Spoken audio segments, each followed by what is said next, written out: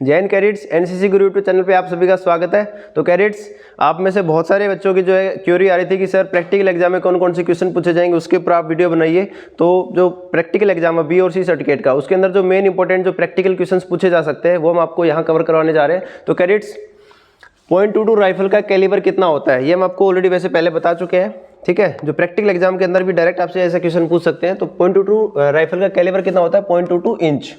.22 rifle की range कितनी होती है, वो आपकी 25 यार्ड्स होती है। कितनी? 25 यार्ड्स। .22 राइफल का पूरा नेम क्या है, पूरा नाम क्या है? .22 राइफल मार्क 4 अल्फा। ये जो मार्क 4 जो है ये हो जाएगी आपकी मार्क 4, एक नाम है। दूसरा अगर पूछे डिलक्स का क्या नाम है, .22 राइफल डिलक्स BA। ये जो आपके अलग अलग जो आप नाम लिखेंगे वो उस्ताद आपसे पूछेंगे कि .22 जो राइफल है उसके क्या नाम है, तो .22 मार्क 4 या फिर .22 डिलक्स BA। और ये .22 राइफल कहाँ की बनी हुई है, यूगोस्लाविया। .22 राइफल डिलक्स के मैगजीन में कितने राउंड भरे जाते हैं, तो ये कैडेट्स डिलक्स की बात कर रहे हैं, तो यहाँ पे कितना आएगा 5। अगर बात करते मार्क 4 की तो वहाँ पे 10 राउंड्स। 5.56 mm इंसास राइफल के कारगर रेंज कितना होता है, तो 5.56 जो इंसास राइफल है उनके कारगर रेंज कितनी होती है, 400 मीटर्स। कितनी? 400 मीटर्स। 7.62 mm SLR राइफल के मैगजीन में कितने राउंड भरे जाते हैं, तो 7.62 जो mm SLR है उसके अंदर 20 राउंड्स भरे जाते हैं कैडेट्स आपके, ठीक है। 7.62 mm SLR राइफल का कारगर रेंज कितना होता है, 7.62 mm SLR राइफल। देखो कैडेट्स, ये ध्यान से देखना, आपको इंसास राइफल की बात करें 5.56 तो आपके पास में 400 मीटर। अगर 7.62 mm SLR राइफल की बात करें तो 300 मीटर्स। कितना? 300 मीटर्स। और अगर कैडेट्स अगर हम बात करें .22 राइफल का तो वहाँ पे आ जाएगा 25 यार्ड्स। 5.56 mm इंसास राइफल के मैगजीन में कितने राउंड भरे जाते हैं, ये आपके 20 राउंड्स भरे जाते हैं, ठीक है। 20 राउंड्स भरे जाते हैं इसके अंदर। उसके बाद में कैडेट्स हमारे पास में क्वेश्चन आता है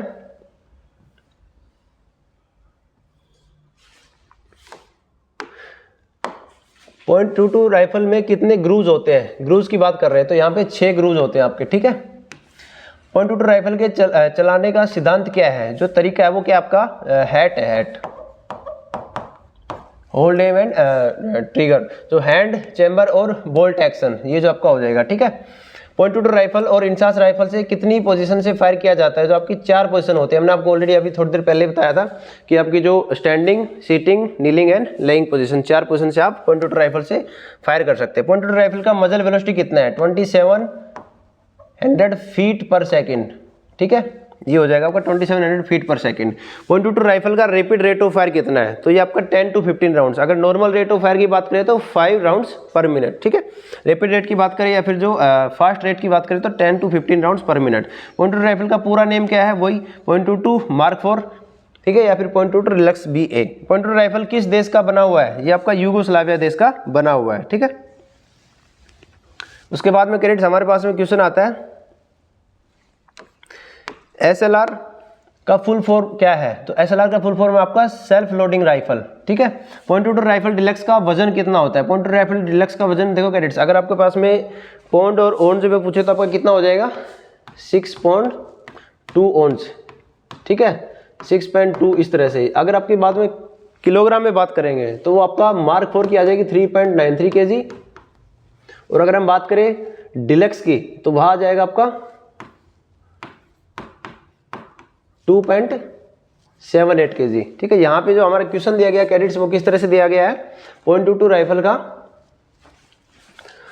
जो वजन है डिलक्स राइफल का, ठीक है, वो कितना है, तो हमारे पास में वो .22 राइफल डिलक्स का जो वजन है 6.2 ओंज। .22 राइफल डिलक्स की लंबाई कितनी होती है, तो कैडेट्स आपके पास में एक डिलक्स है और एक आपके पास में कौन सी होती है, मार्क 4। तो मार्क 4 की अगर हम बात करें तो उसकी जो लंबाई होती है आपके पास में 45 इंचेस। और जो आपका डिलक्स है उसकी कितनी लंबाई होती है आपके पास में 43 इंचेस। तो यहाँ पूछा डिलक्स का तो आपका 43 इंचेस आ जाएगा। .22 राइफल का पूरा नाम क्या है, .22 मार्क 4 BA। बैक साइड और फोर साइड टिप के बीच की दूरी को क्या कहते हैं, ये जो आपका बैक साइड टिप है, ठीक है, जो राइफल के अंदर बैक साइड टिप जो यू शेप का बना होता है और जो आपके फोर साइड टिप बनी होती है निडल की टाइप की, उसके बीच की जो दूरी होती है उसको क्या बोलते हैं अपन, साइट रेडियस बोलते हैं, ठीक है। ये आपको याद रखना है। उसके बाद में जो आगे हमारे पास में क्वेश्चन आते हैं FCBC जजिंग डिस्टेंस वगैरह के, तो ये वेपन ट्रेनिंग के इंपॉर्टेंट क्वेश्चन वही बनते हैं कैडेट्स। आपके पास में जैसे आ रहा है और इसके अलावा जो प्रैक्टिकल के अंदर जो आपको वेपन है ओपन करना आना चाहिए, ठीक है, कौन कौन से पार्ट्स हैं उससे इससे पुर्जों के नाम जो आपको याद होने चाहिए। तो ये सारे क्वेश्चंस आपके प्रैक्टिकल के अंदर पूछे जा सकते हैं। नेक्स्ट हमारे पास में कैडेट्स आता है दूरी का अनुमान लगाने के कितने तरीके हैं। ये आपको ऑलरेडी हम पढ़ा चुके हैं।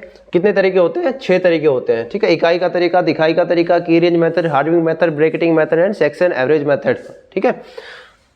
प्लाटून फॉर्मेशन कितने प्रकार के होते हैं? प्लाटून फॉर्मेशन आपके पास में 3 प्रकार के होते हैं, 1 अप, 2 अप एंड 3 अप। 3 प्रकार के आपके पास में प्लाटून फॉर्मेशन होते हैं। सेक्शन फॉर्मेशन कितने प्रकार के होते हैं? 6 प्रकार के होते हैं। कौन कौन से होते हैं कैडेट्स आपके पास में? सिंगल फाइल फॉर्मेशन, ठीक है, आपका जो है डायमंड फॉर्मेशन, जो आपका एरोहेड फॉर्मेशन और जो आपका स्पेयर हेड फॉर्मेशन, जो इस तरह से आपके अलग एक्सटेंडेड लाइन फॉर्मेशन। तो सेक्शन फॉर्मेशन 6 प्रकार के। ग्रेड की फुल फॉर्म एक हमारे पास में आता है ग्रेड, एक आता है ग्रिट। तो इसमें आपको कंफ्यूज नहीं होना है, ग्रेड और ग्रिट। यहाँ पे डिस्क्रिप्शन की बात करेंगे तो ये लैंडमार्क के बारे में अगर समझाना है किसी को भाई कहाँ पे फायर करना है तो वो ग्रेड यूज करेंगे। और टाइप ऑफ फायर यानी कि फायर खोलनी है अपने को तो उसके लिए फायर कंट्रोल ऑर्डर के लिए कौन सा देंगे? ग्रिट। तो ग्रेड का मतलब होता है cadets group range aid and description, ठीक है। ग्रिट का मतलब होता है group range indication and type of fire. तो यहाँ पे बात कर रहे हैं ग्रेड की full form group range aid and description, aid and description. Grid की फुल फॉर्म क्या होता है cadets? Group range indication and type of fire. Fire control order कितने प्रकार के होते हैं कैडेट्स? ये हमारे पास में 4 प्रकार के होते हैं। कौन कौन से? फुल फायर ऑर्डर, अचानक अपॉर्चुनिटी फायर ऑर्डर, तैयारी एंड मौके का फायर, ठीक है, ये सारे होते हैं।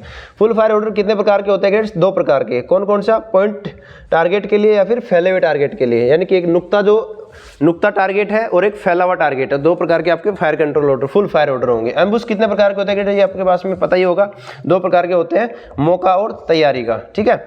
अब उसके बाद में आगे देख लेते हैं कैडेट्स,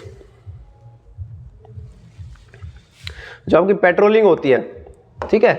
पेट्रोलिंग कितने प्रकार की होती है कैडेट्स? आपकी 2 प्रकार की होती है। कौन कौन सी? Recce patrol and protective patrol. उसके बाद में फील्ड सिग्नल कितने प्रकार के होते हैं कैडेट्स? ये आपके 3 प्रकार से दिए जाते हैं। कौन कौन से? विद वेपन, विदाउट वेपन यानी कि हैंड्स की मदद से, और विद विसल्स की मदद से। तो आपके पास में कितने प्रकार के हो गए? 3 types, by hand, by weapon and by whistle. Arc, ये जो आपका जो आर्ड कितने प्रकार के होते हैं? आर्ड यानी कि कवर की बात करें, cover from fire, cover from you. तो नजर की आड़ और गोली की आड़, तो ये 2 प्रकार के हो जाएंगे, नजर की आड़ और गोली की आड़। एम्बुश की कितनी एम्बुश कितने प्रकार की होती है? तो एम्बुश जो हमारे पास में पार्टियां होती है, एम्बुश होती है कितने प्रकार की, वो हम ऑलरेडी आपको बता चुके हैं। तो एम्बुश के अंदर जो पार्टियां बनती है वो कितने प्रकार की बनती है? 4 टाइप की पार्टियां बनती हैं, ठीक है। ये हमने आपको ऑब्जेक्टिव में भी करवाया है, क्रैश कोर्स में करवा रखा है। तो एम्बुश 4 प्रकार की, scout party, covering party, reserve party and stop party, ठीक है, जो ग्रुप वगैरह बनते हैं हमारे एम्बुश के अंदर। सेक्शन में सेक्शन कमांडर किस रैंक का होता है? सेक्शन कमांडर की बात करें तो वो हवलदार रैंक के होते हैं, ठीक है, हवलदार। सेक्शन में इंसास राइफल कितनी होती है? वो हमारे पास में 6 राइफल होती है, इंसास राइफल। फायरर हाथ से कितनी डिग्री तक नाप सकता है? अब सबसे पहले तो ये क्वेश्चन आता है कौन से हाथ से अपन डिग्री माप सकते हैं? तो हमेशा आपका लेफ्ट हैंड, बाएं हाथ से। और ये हमने आपको करवा रखा है बार बार, जो पूरा अगर हाथ खुला हुआ तो 19 डिग्री, अगर ये आपका 4 उंगलियां हैं तो आपका 12 डिग्री, मुट्ठी बंद है तो ये 8 डिग्री यहाँ से यहाँ तक।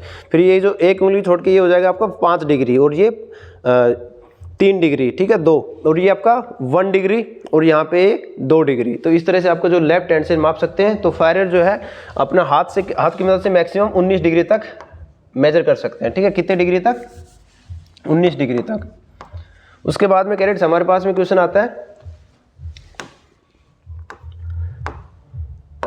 वेपन के साथ चलाने कितने प्रकार के होते हैं? जो चालें हैं वेपन के साथ में वो 4 प्रकार की होती हैं, ठीक है। ऑब्जर्वेशन के मुताबिक जमीन को कितने भागों में बांटा जाता है? जो ऑब्जर्वेशन है जमीन को कितने भागों में? 3 भागों में, यानी कि foreground, middle ground and distant ground. Foreground आपका जो होगा 300 यार्ड्स तक, जो अप टू 300 यार्ड्स होगा वो फोरग्राउंड। अगर आपको जो 300 से 500 यार्ड का होगा वो मिडिल ग्राउंड, और जो मोर देन 500 होगा वो आपका डिस्टेंट ग्राउंड, दूर है वो, ठीक है। तो इस तरह से डिवाइड करते हैं, near distance, middle distance and four distance, 3 प्रकार से। सिग्नल समझ में आने पर क्या इशारा किया जाता है? अब आपको जैसे फील्ड सिग्नल वगैरह पूछ सकते हैं कि भाई आपको सिग्नल मिला, समझ में आ गया, तो आप क्या इशारा करें? तो आप सैल्यूट करेंगे, ठीक है।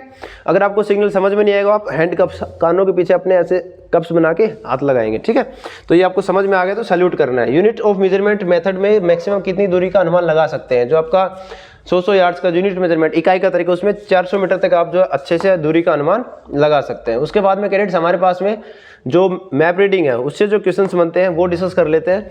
छोटी स्केल का रिफ्रैक्टिव फ्रैक्शन कितना होता है, तो ये अप टू 1 में जो 5 lakhs है, ठीक है। रेखा विभाजन द्वारा स्केल कितने भागों में बटा जाता है, जो आपका जो विभाजन है यानी उसका डिवीजन करते हैं अपन, जो स्केल है वो 2 प्रकार से आपका डिवाइड किया जाता है, क्लासिफिकेशन यानी पर्पज के आधार पे और वर्क के आधार पे, ठीक है, उद्देश्य के आधार पे और काम के आधार पे। उद्देश्य के आधार पर मैप कितने प्रकार का होता है आपका, 6 प्रकार का होता है। जो उद्देश्य के आधार पे जैसे अपना जो सांकेतिक है, सैनिक है, राजनीतिक है, ऐतिहासिक है, ठीक है, इस तरह से जो आपका जो मैप बनते हैं वो सारे। मैप में स्केल कितने पॉइंट पर लिखा होता है, जो स्केल है 0 स्केल है वो बिल्कुल जैसे आपका जो ये जो है यहाँ पे आपका 0 एज बना होता है, ठीक है। मैप में कृषि भूमि को किस कलर से दिखाया जाता है, तो आपका जो येलो कलर, पीले कलर से दिखाया जाता है। अगर पानी आ जाए तो ब्लू कलर से दिखाया जाएगा। इंडिया में आधुनिक मैप का निर्माण कब शुरू हुआ था, जो नया जो मैप बना था 1905 के अंदर। सर्वे ऑफ इंडिया द्वारा मैट्रिक जो पद्धति की शुरुआत कब हुई थी, ये शुरुआत हुई थी 1956 में। अगर पूछ ले सर्वे ऑफ इंडिया है कहाँ पे, तो आपका देहरादून में है। हिंदी भाषा में एटलस कब प्रकाशित हुआ, ये आपको हम जैसे करवा चुके हैं ऑलरेडी, 1957 के अंदर जो है एटलस प्रकाशित हुआ था।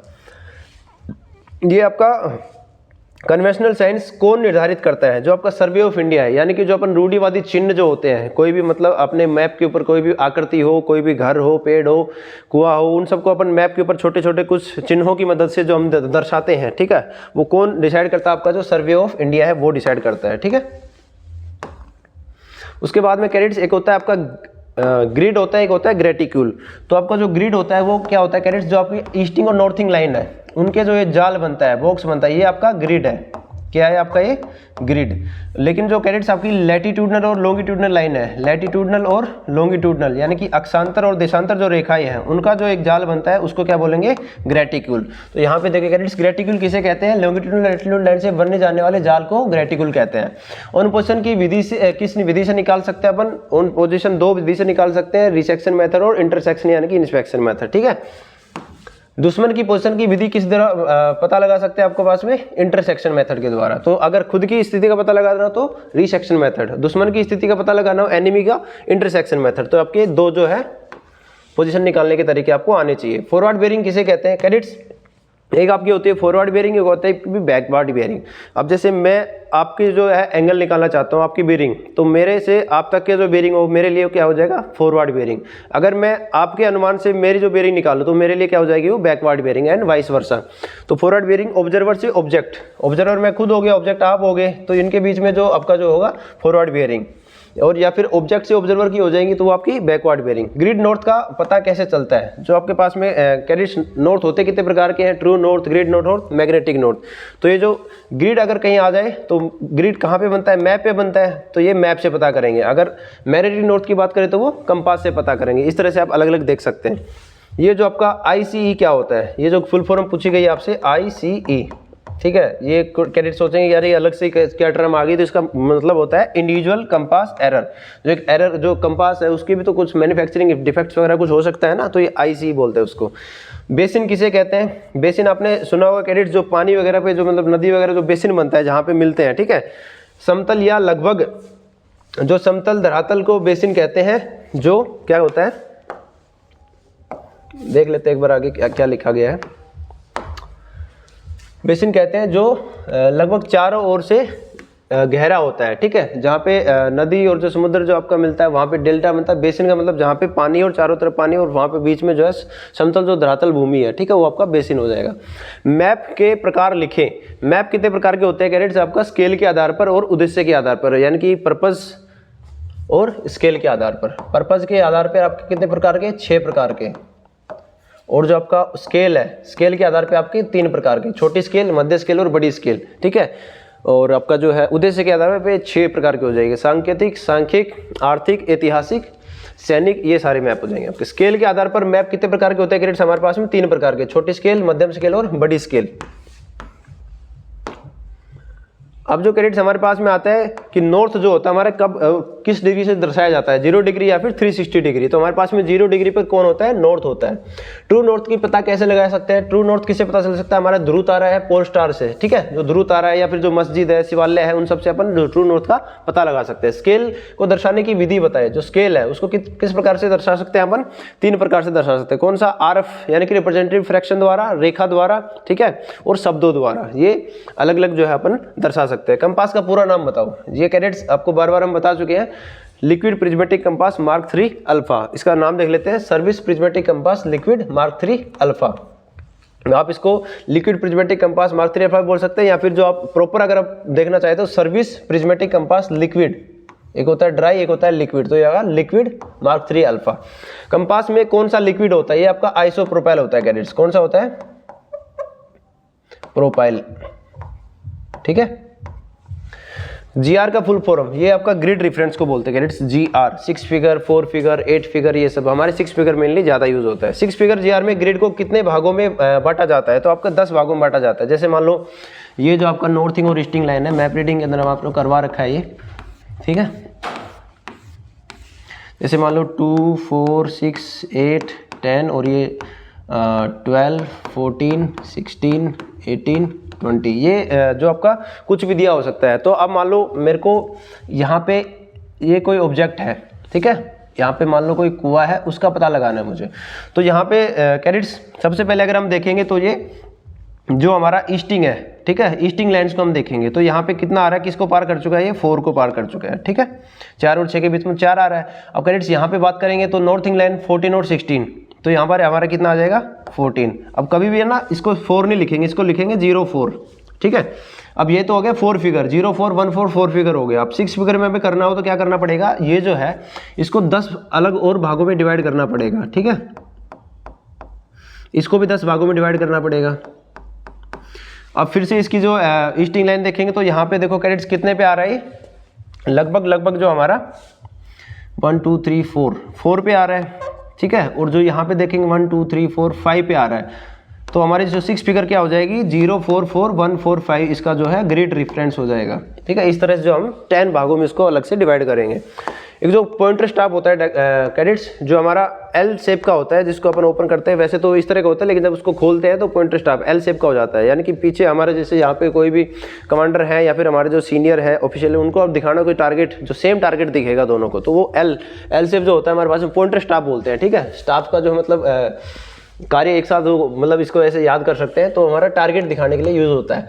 मैप सेट कब माना जाता है, मैप सेट जब आपकी जो 3 चीजें, कौन कौन सी चीजें आपके पास में, जब कंपास का एरो हेड या एरो मार्क, मैप की लॉन्गिट्यूडिनल लाइन एक सिद्ध में आ जाते हैं, तब क्या होता है, मैप सेट माना जाता है, ठीक है। आपकी कंपास की जो एरो हेड है और जो आपका लॉन्गिट्यूडिनल लाइन है और जो नॉर्थ है, ये तीनों एक लाइन में आ जाते हैं, तो आपका मैप सेट माना जाता है। बैक बेरिंग कब लिया जाता है cadets, back bearing on position निकालने के लिए लिया जाता है। जब अपन ऑन पोजीशन निकालेंगे, और कौन से मेथड से निकालेंगे ऑन पोजीशन, आपका रिसेक्शन मेथड से। अगर दुश्मन की पता लगाएं तो इंटरसेक्शन मेथड। जो आपका 155 डिग्री है, इसका बैक बेरिंग क्या होगा, तो कैडेट्स हमने आपको कॉन्सेप्ट बताया कि 180 डिग्री है, इससे या तो कम होगा या ज़्यादा होगा। अगर इससे कम कोई है तो उसमें क्या कर देंगे, प्लस 180 कर देंगे। अगर 180 से ज़्यादा है तो उसमें 180 माइनस कर देंगे। तो अब यहाँ पे हमें पूछा गया कि 155 डिग्री का बैक बेरिंग क्या होगा, 155 डिग्री, वो 180 से कम है, तो उसमें क्या करेंगे, 180 हम ऐड कर देंगे। तो 180 ऐड जब करेंगे 155 में, हमारे पास में आ जाएगा 335 डिग्रीज। तो ये क्वेश्चन अलग टाइप से बन सकते हैं। अब बोल रहा है 210 डिग्री का बैक बेरिंग क्या होगा, इसके अंदर क्या करेंगे कैडेट्स, ये 180 से कम है, ज़्यादा है, ज़्यादा है, तो 280 में से 180 क्या कर देंगे, हम माइनस कर देंगे, ठीक है। ज़्यादा है तो इसलिए हम माइनस कर देंगे, तो ये हमारे पास में आ जाएगा 30 डिग्री। 6 फिगर GR जो है अपने को जो निकालना है, वो किसी का भी पूछ सकते हैं, ठीक है। तो अपने पास में जैसे सर्वे मैप मान लो कोई होगा, कोई मैप होगा, उसके अंदर जो अलग अलग जो आकृति होंगी ना, आपको बताया किस तरह से निकालते हैं, ठीक है। वो एक प्रोसेस, जैसे मान लो कोई सर्वे ट्री है, ठीक है, जो मतलब ये सर्वे ट्री 2 है, चनेटी है, भोजपुर है, मतलब कोई अलग अलग गाँव के नाम होंगे, कोई जो भट्टा वगैरह इन सब का जो है ये आप GR इस तरह से 6 फिगर में आप निकाल सकते हैं। ये कोई रटने वाली चीज़ नहीं कैडेट्स, हमने आपको बताया वो जो एक तरीका होता है इस तरह से आपको निकालना है, उस पर मैप पे बना होगा प्रॉपर, तो ये जो प्रैक्टिकल जो होगा आपका मैप रीडिंग का उस हिसाब से आप निकालेंगे। ठीक है, ये सब आपको बिल्कुल भी रटने की जरूरत नहीं है, क्योंकि अलग अलग जगह के अलग अलग मैप होंगे और सब कुछ अलग अलग होगा। ठीक है, अलग गाँव होंगे, अलग सब्जी, आपको तरीका क्या है आपने रिसेंटली सीखा ही है। 5 से 6 पॉइंट की जो बियरिंग एंड बैक बियरिंग निकालना है। ठीक है, दो अलग अलग जो मान लो कहीं भी कोई आपको दिखा देंगे प्रैक्टिकल एग्जाम की भाई ऐसा कर लेंगे, कोई भी मान लो आपको दिखा दे वो पेड़ दिख रहा है आपको, ठीक है, जो आम का पेड़ है उसकी आप फॉरवर्ड बेयरिंग बताओ, बैकवर्ड बेयरिंग बताओ, तो आप कंपास के अंदर देखेंगे उसको सेट करेंगे। ठीक है, आप मिलाएंगे और जो उसकी डिग्री पढ़ेंगे तो फॉरवर्ड बेयरिंग बैकवर्ड बेयरिंग आप बता सकते हैं। उसके अंदर आपको माइनस प्लस करने की जरूरत नहीं पड़ेगी, ऑलरेडी उस कंपास के अंदर ही लिखा होता है। ठीक है, नोट सेट करने के लिए आपको क्या करना पड़ेगा, जो कंपास है देखो सबसे पहले तो समतल भूमि पे आपको क्या करना है, मैप को रख लेना है। ठीक है, समतल भूमि पर रखेंगे, उसके बाद में ये जो हो गया आपका नोट से अलाइन कर लिया इसको, ये जो आपका कंपास है इसकी डायरेक्शन ये होनी चाहिए। ठीक है, और जो लॉन्गिट्यूडनल लाइन है मैप के अंदर ये जब तीनों एक लाइन में आ जाएंगे, ठीक है, नॉर्थ लॉन्गिट्यूडनल लाइन और ये जो आपका निडल, तो आपका मैप सेट हो जाएगा। ठीक है, और कन्वेंशनल साइन कुछ भी पूछ सकते हैं, जैसे आपको कुएं का बताओ, ठीक है, मस्जिद का बताओ, मंदिर का बताओ, घंटाघर का बताओ, CH क्या होता है, RF क्या होता है, जो आपका पोस्ट ऑफिस क्या होता है, PS पुलिस स्टेशन क्या होता है, ये सारे जो हमने आपको थ्योरी के अंदर कवर करा रखे हैं, तो ये अलग अलग आपके पास में क्या हो सकते हैं, कन्वेंशनल साइन पूछे जा सकते हैं। अब कैडेट्स वैसे ड्रिल जो आपका होता है पूरा जो प्रैक्टिकल होता है उसके अंदर जो कुछ क्वेश्चंस बनते हैं, वैसे ड्रिल के अंदर क्वेश्चंस कम पूछे जाते हैं करके, मतलब जो प्रैक्टिकल जो होता है वो ज़्यादा होता है, फिर भी अगर कुछ क्वेश्चन बनते हो, क्या इंपॉर्टेंट क्वेश्चन बन सकते हैं, तेज चाल में कदम की लंबाई कितनी होती है, जो तेज चाल होता है उसके अंदर 30 इंच की लंबाई होती है। ड्रिल कितने प्रकार की होती है कैडेट्स, हमारे पास में 2 प्रकार की होती है, open drill and close drill. सावधान पोजीशन में पंजे से पंजे के बीच की कितनी डिग्री का कोण होता है, एंगल कितने डिग्री का होता है हमारे पास में सावधान पोजीशन में 30 डिग्री का। ठीक है, विश्राम पोजीशन में पंजे से पंजे के बीच की दूरी कितनी होती है, देखो यहाँ पे पूछा गया डिग्री, यहाँ पे दूरी पूछ रहे हैं। विश्राम पोजीशन में जो पंजे से पंजे के बीच में जो हमारी जो दूरी होगी विश्राम पोजीशन में वो हमारी 18 इंच होगी। तेज चाल में NCC बॉयज कैडेट्स 1 मिनट में कितने कदम चलते हैं, वो हमारे 1 से 16 कदम चलते हैं। ठीक है, और जो एक बार निकट लाइन पर कितनी दूरी की जाती है, मतलब कितनी दूरी तय की जाती है, एक बार मान लो निकट लाइन चल कैडेट, निकट लाइन चल कैडेट, खुली लाइन चल, तो ये हमारी 45 इंच चली जाती है। तेज चाल में NCC गर्ल्स कैडेट 1 मिनट में कितने कदम चलते हैं, वो हमारे 110 कदम चलते हैं। सिर्फ यहाँ पे देखो कैडेट्स, अगर SD यानी बॉयज चल रहे हैं तेज चाल में तो 116 कदम चलेंगे, ये ध्यान रखना, बहुत ही माइन्यूट सी चीज़ है। ठीक है, अगर गर्ल्स कैडेट चल रही है तो 110 कदम। 1 2 3 लाइन कितने कितने कैडेट्स होने पर बनते हैं, यानी कि जो अलग अलग जो मतलब लाइनें बनाते हैं अपन, 1 से 5, 6 से 8, 9 या उससे अधिक जो मतलब कैडेट्स होंगे तो 1 2 3 जैसे हमारी अलग अलग लाइन बन जाएंगी। ठीक है, एक लाइन में जैसे 1 कैडेट, 2 कैडेट, 3 कैडेट। अब दूसरी लाइन कब बनेगी, जैसे 5 हो गए, अब ये छठा कैडेट आ गया। ठीक है, तो यहाँ आ जाएगा, फिर जो नया इस तरह से आप जो है फाइल बनाते जाएंगे। खुली लाइन चल की शाउटिंग क्या है, तो जो शाउटिंग अगर पूछ ले कि भाई कमांड देके दिखाओ, क्या कमांड दोगे आप, खुली लाइन चलना है, 1 ठहरो 1 2, ठीक है, इस तरह से क्या होगा, 1 ठहरो 1 2। सावधान की जरूरत क्या है, तो सावधान किस लिए करते हैं अपन, अफसर से बात करनी हो, सीनियर से बात करनी हो। ठीक है, ये क्या क्या इसकी जरूरत होती है, ये आपसे पूछी जा सकती है। वैसे सीनियर अधिकारी से बात करते हुए या फिर ड्रिल की कोई भी हरकत शुरू करने के लिए हमेशा आपको बताया गया है कि जब भी ड्रिल शुरू होगी हमेशा किस कार्रवाई हमेशा कब होगी, सावधान पोजीशन में होगी। तो ड्रिल शुरू करने के लिए, ठीक है, ये सब। और ड्रिल किसे कहते हैं, ड्रिल क्या है, एक नखरा है, डिसिप्लिन है। ठीक है, ड्रिल कैसे करते हैं ये सब आपको, किसी भी कार्य को क्रमवार तरीके से उचित तरीके से अनुकरण करने की कार्रवाई को ड्रिल कहते हैं। ये आपको याद रखना है, क्या है जो डेफिनेशन, स्टैंडर्ड डेफिनेशन क्या है, किसी कार्य को क्रमवार और उचित तरीके से अनुकरण करने की कार्रवाई को ही ड्रिल कहते हैं। 2 और 3 लाइन जो खाली स्थान कहाँ पर होगा, ठीक है, तो बाएं से 2 नंबर फाइल में होगा। बाएं से 2 नंबर हमेशा क्या होगा, जो खाली जो फाइल होगी, मान लो जैसे कैडेट हमारे पास में 5 कैडेट है तो 3 एक लाइन में खड़े हो गए, 2 एक में, तो हमेशा जो आते जाएंगे कैडेट बाएं से लगते जाएंगे, तो हमारा फाइल जो खाली होगी वहाँ होगी बाएं में खाली होगी, यानी कि लेफ्ट के साइड जो हमारी फाइल खाली होगी। तो ये आपके जो मेन जो इंपॉर्टेंट क्वेश्चन है कैडेट्स प्रैक्टिकल एग्जाम के अंदर वो हमारे कवर हो गए हैं। तो कैडेट्स इस तरह से जो हमारे क्वेश्चन है जो प्रैक्टिकल के अंदर आपसे पूछे जा सकते हैं वेपन ट्रेनिंग के अंदर, ठीक है, JDFS वेपन ट्रेनिंग, MR, ये फिर जो आपका FCBC, ये सारे जो क्वेश्चंस हैं, ठीक है, ड्रिल वगैरह, तो ये जो आपको बिल्कुल भी घबराना नहीं है, बहुत ही आसान जो आपके क्वेश्चंस पूछे जाएंगे और जो मेन इंपॉर्टेंट क्वेश्चंस पूछे जा सकते हैं हमने आपको कवर करवा दिए। तो कैडेट्स अच्छे से जो आप अपने एग्जाम की तैयारी कीजिए, जो प्रैक्टिकल जो क्वेश्चंस हमने आपको कवर कराए हैं, थ्योरी वाले जो ऑब्जेक्टिव क्वेश्चंस वो आपने कंप्लीट करवा दिए हैं। All the best for your exam. जय हिंद।